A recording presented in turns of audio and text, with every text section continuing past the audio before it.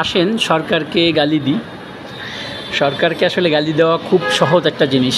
আমরা ফেসবুক বিভিন্ন মাধ্যমে যেতে পারি। এই একটা দেখতেছেন আপনারা, একটা জায়গায় পানি পড়তেছে, একটা ট্যাঙ্কিতে পানি উঠাচ্ছে, সেটাতে পানি পড়তেছে। আমি 2 দিন ধরে দেখতেছি এটার উপরে আসলে এই পানি একভাবে ছাড়া। খুলনা সহ সারা বাংলাদেশেই কারফিউ চলতেছে।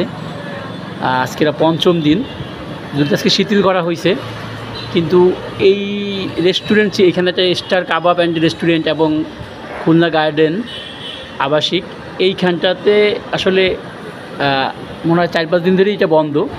কিন্তু এখানে পানি সাইডে দিয়ে থুয়ে গেছে। একটা হচ্ছে বিদ্যুতের অপচয় হচ্ছে, আর একটা হচ্ছে আপনার এই যে পানির অপচয় হচ্ছে। সরকারের তো আমরা আসলে বিভিন্নভাবেই দোষারোপ করতেই পারি, আর দোষারোপ করিও। সেই মানসিকতাই আমাদের সবসময় থাকে।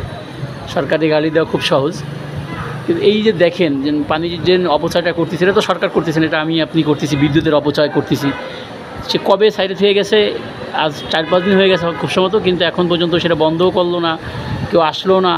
এবং এই যে পানিটা প্রতিদিন পড়তেছে আর কি, আমি তো এই 2 দিন ধরেই মানে যখনই আসি তখনই দেখি যে একভাবে পানি পড়তেছে।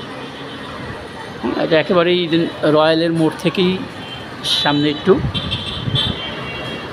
আসেন সবাই সচেতন হই, সরকারে গালি দেওয়া বন্ধ করে নিজেরা আসলে সচেতন হই।